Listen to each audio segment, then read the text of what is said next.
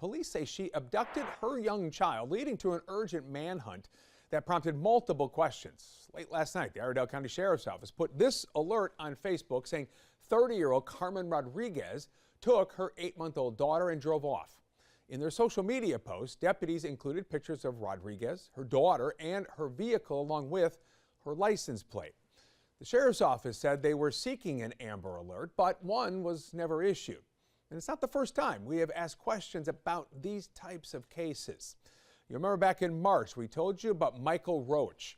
The Anson County man kidnapped his 6-year-old daughter, Miana, from her home in Polkton in the early morning hours. Came into her room and brandished a firearm and threatened her. Sadly, hours later, investigators say he led deputies on a chase and fatally shot Miana.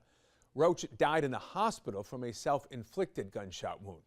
Now, we pushed the Sheriff's Office and the police department for answers on why an Amber Alert was never issued, but they gave what appeared to be contradictory statements.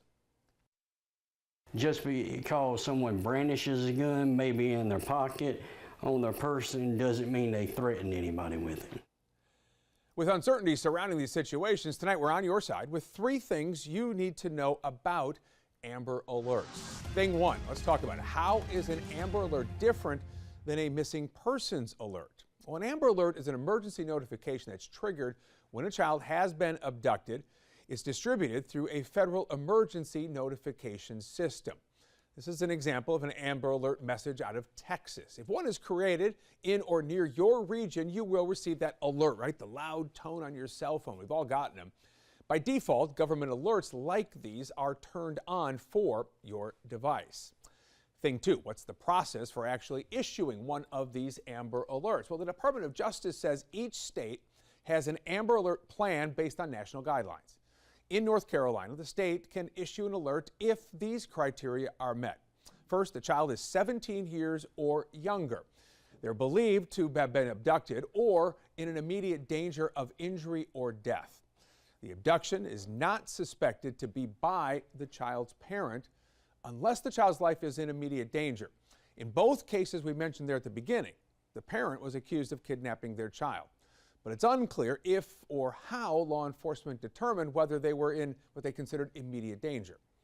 Also important, the child cannot be a runaway or voluntarily missing, and the abduction has to have been reported and investigated by law enforcement. Finally here, thing 3 on this, how effective is this Amber Alert system? Well, each year, more than 100 Amber Alerts are issued across the country. The Department of Justice reports, as of the end of last year, 1,268 children were recovered in the U.S. due to an Amber Alert. Of those, at least 226 are due to that wireless emergency alert message that you get. All right, we're on your side.